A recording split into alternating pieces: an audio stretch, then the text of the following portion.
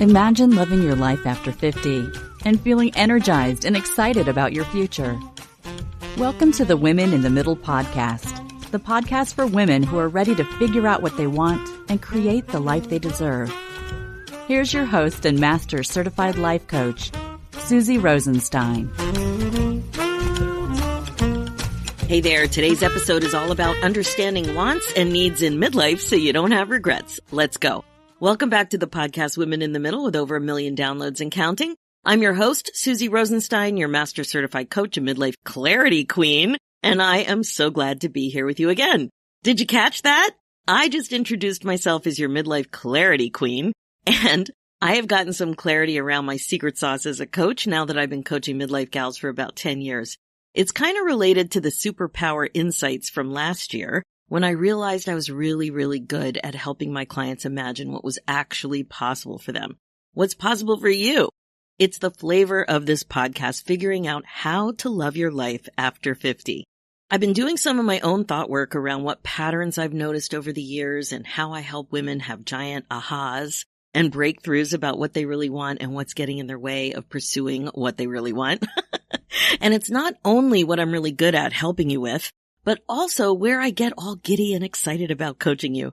And my friend, it has to do with clarity. I just love helping you get super clear about what you want in your life so that you don't have regrets, especially now at your age.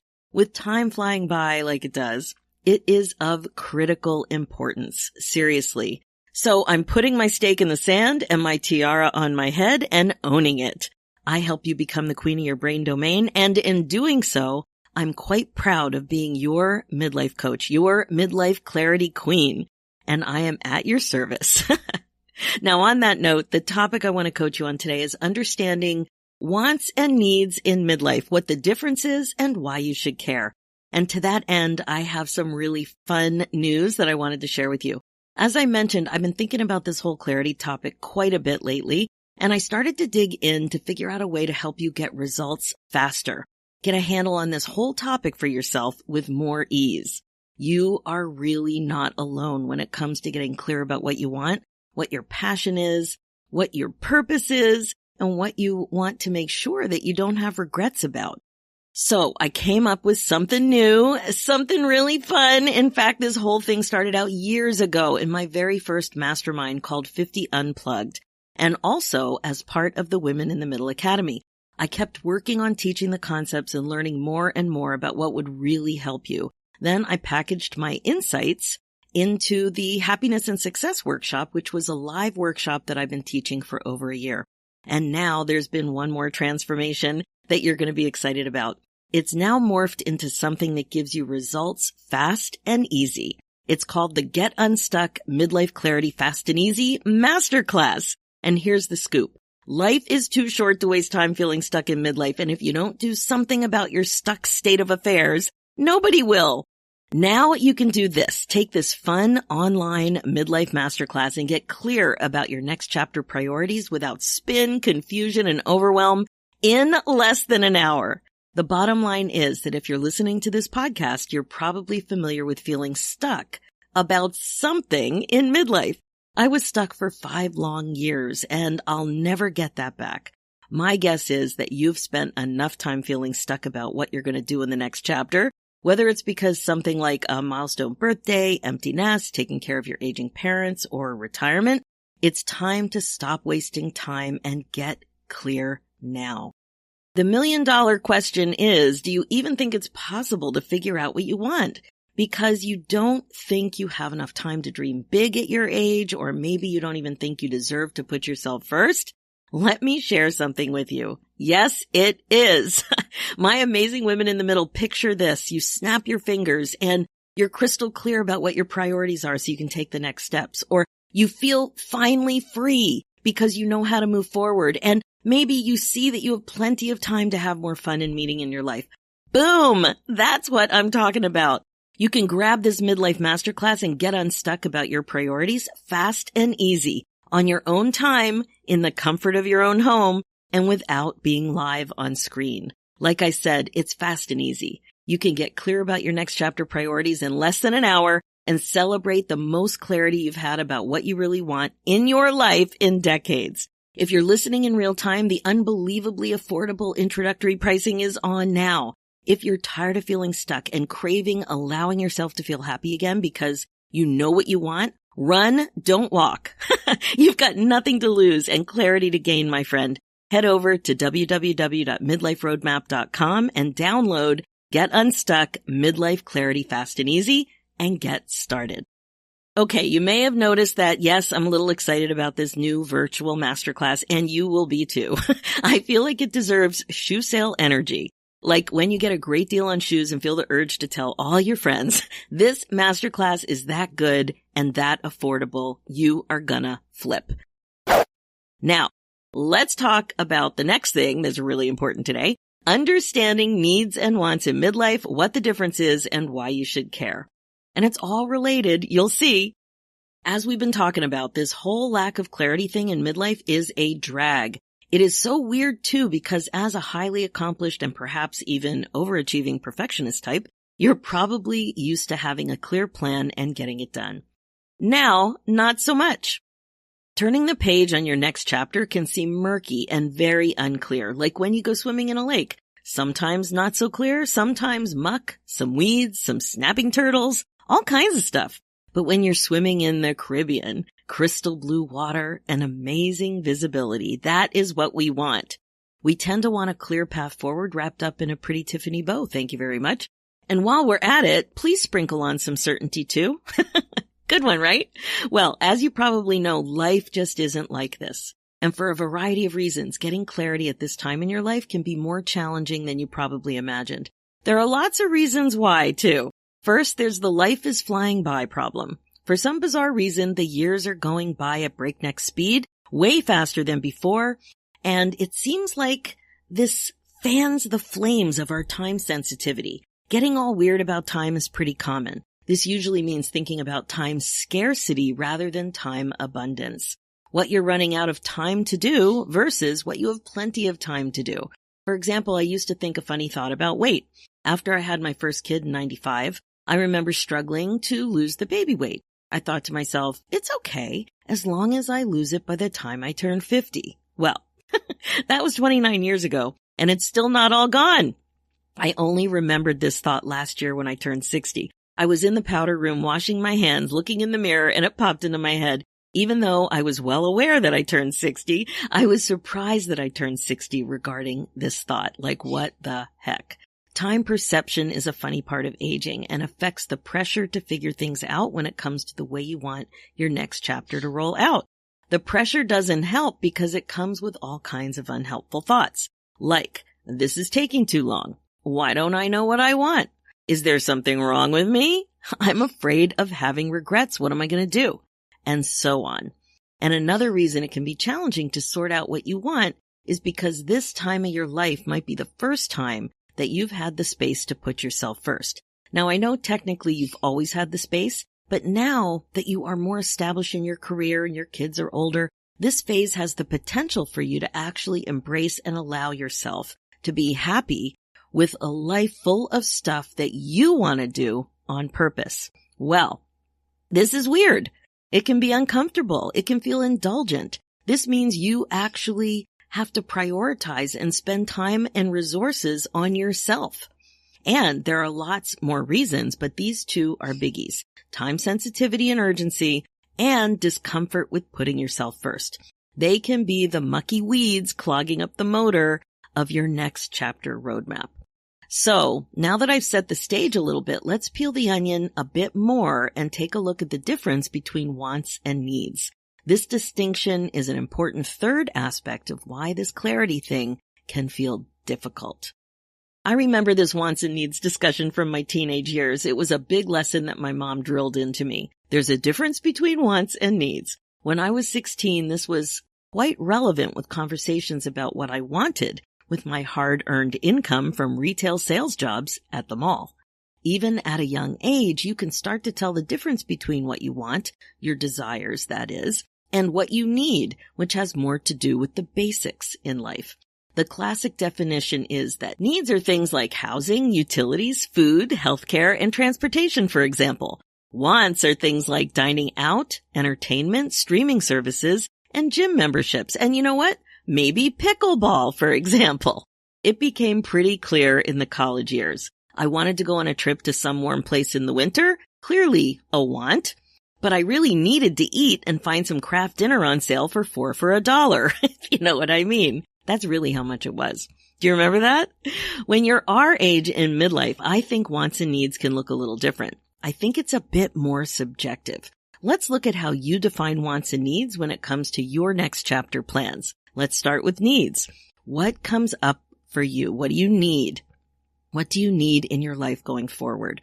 For sure, it's the ones I just mentioned: housing, utilities, food, healthcare, and transportation. But let's dig a little deeper.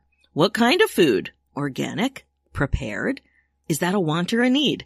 Actually, I just got a text that my yummy prepared salads are being delivered any minute as I wrote down this point to share with you. What kind of transportation? A secondhand car? A car that's bigger or nicer than what you could afford 20 years ago? What kind of house? Keeping your larger house with grandkids in mind? Downsizing and investing the extra money you earned from the sale of your home? Moving to a warmer climate? Buying a bigger or more custom home? You see what I mean? You can see it can get a little tricky or controversial or confusing. And it's relevant because the way you think about this affects the way you feel about this. Now, let's take a look at wants. You might be thinking, what do I really want? Even right now, I want you to notice the first thing that popped up: an idea, a hint, an image, a smell, a feeling, a whisper. What was it? Did you allow the idea to see the light of day? Or did you squish it down immediately because it felt too hard, it seemed too expensive, or it seemed out of reach? Try to really notice what you want. And you may have heard this idea before, but try to get comfortable just noticing what you want without all the judgment about whether or not you can have it or know how to have it. Just allow the concept of being aware of what you want and acknowledging it. I'll give you an example that I blab on and on about all of the time. I want a screen porch. I don't know if I'll ever have one or not, but I love them. I get quotes. I dream about the fountain I would have and all the plants in there. I notice pictures on Pinterest. I'm envious when someone has one. I like a big screen porch, and I cannot lie. It's always on my vision boards too. And when I ask myself this question, an image that always comes up is a water vista, a view. I like a forest too, and I'm so fortunate to look out in my backyard to trees and a forest. It is just dreamy, and I really want a water vista. I have never lived full time in a place where I could look at water. I really want that. Some other things I feel like I want are probably classic bucket list ideas. Do you know what I mean? Like things I want to do. I don't like thinking about them as bucket lists, like before you kick the bucket, but that is a traditional word that's used to describe them. So, for example, I want to really go to the Galapagos. I want to see those blue-footed booby birds. I really do. I also want to have some kind of an immersive educational elephant experience. I want to take art classes. I want to become more flexible, like with my body. I want to replace my living room and dining room furniture. They are ancient. I want to love to cook more than I do. I want to become a better sleeper. I want to create and stick to a healthy morning routine that makes me feel good. So what do you think? Should some of these ideas be needs instead of wants? Where you put something on your list, either a want or a need, depends on what you make it mean, how you think about it. You may not even know what you really think and all of the weird wonky thoughts that are related to it. This comes up all the time when I'm coaching midlife gals. For example, they commonly share that they feel guilt around perceived lack of productivity around things that they don't perceive as a need. This is actually the reason I wanted to explore this whole topic with you. I think this is a huge deal. So unpack it a bit. What I'm hearing is that if you don't think something is productive, that is a worthy pursuit, you may feel guilty about engaging in it. One way this comes up all the time is about reading for pleasure. You want to read, you used to read, you still love to read, but you feel guilty about assigning time to it and allowing yourself to feel relaxed and happy because you can't multitask and tick something off your list. Do you hear me? That's typically how it goes. Can you relate? This all begs the question, what are you allowing on your want list? Now let's look at self-care. Do you think of self-care as a need? Maybe, maybe not. It depends how you define it. What if relaxing was self-care and a need? What if relaxing with a book was a way that you prioritized taking care of yourself? What if being creative was a way that helped you relax and take care of yourself? Are you only going to sanction something to be on your need list if you define it as productive? Interesting, right? So many ways to define productive and so many ways to think about what you really need in your life to be happy. Now, there's one more wrinkle about this whole want and need topic that I want you to be curious about. How much of thinking about what is on your list has to do with fear of other people's judgment? If you're really okay with wanting what you want, then it shouldn't matter what others think. But when something feels too indulgent, it just might. Let's say you wanted to go on a weekend trip to a spa resort and be alone and taken care of in a luxurious way once a year, or twice a year, or once a quarter, or maybe go away with your girlfriends. This would mean spending time and money on yourself. Does something like this feel indulgent to you? Are you concerned about what someone in your family might think or say, or your friends or colleagues? There are plenty of people who wouldn't choose this kind of thing as a want. But if you wanted it, are you okay with owning it, even if others have judgmental thoughts about it? If you're concerned about what someone might think, would you do it anyway? Remember, we can't control what others think, indulgent or not, but you can work on the way you want to think about it on purpose. And about this and about everything, really. So there you have it. Some ideas to consider about what you identify as your wants and needs in midlife so you don't have regrets. These kinds of lists can change and morph along the way. That's actually a good thing because it shows that you're connected to what you're thinking and feeling and perhaps even craving. The other thing that can help you get better at knowing what's really important for you in terms of wants and needs is having a good sense of your priorities at this stage of life. When you are crystal clear about your priorities, it's easier to get clear about everything else too. They become connected and they guide you, kind of like an internal rudder. That's another reason why I created this new masterclass I was telling you about, Get Unstuck, Midlife Clarity Fast and Easy. It makes it super easy to get a good sense of your priorities in important areas of your life. I call the framework I teach the Me, We, Be Flower framework. You'll be amazed at how fast and easy it can be to get dialed in on where you are now in your life and where you want to go based on what is really important to you. So if you're ready to make sure that you stop wasting valuable time and spinning on finally getting clarity about what you really, really, really want and need in your life, make sure that you also have a good handle on your priorities so you can sail into your next chapter knowing that you're clear about where you want to go so that you regret-proof your life starting now. You can get the help you need by heading over to www.midliferoadmap.com and grabbing this fun and interactive masterclass. Remember, your future self is counting on you. Let's do this. Okay, that is it for this episode. As you know, this podcast is all about how to love your life again after 50. It's really all about coaching you to be more intentional and to incorporate mindfulness into your life as a regular practice. This is how you put yourself on your agenda. My focus as your midlife coach is to help you get unstuck, clear, and focused on your current values and priorities so you don't have regrets. I can help you create the freedom and meaning you're looking for.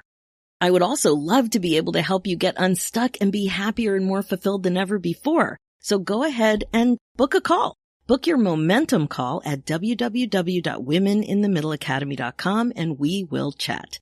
I'm also excited to invite you to download a copy of Top 10 Tips to Reimagine Your Life After 50. It's free and it's super useful when you're looking for some journal prompts to start thinking about who you are, what you want, and what is really possible. Head over to www.susierosenstein.com/10 questions. And finally, for show notes and links, head over to susierosenstein.com and click the podcast tab and look for episode 360. You'll also see links there for my new show, Women in the Middle Entrepreneurs. Thanks so much for listening. It's time for you to put yourself first, one thought at a time. I'm Susie Rosenstein, and I'll talk to you next week.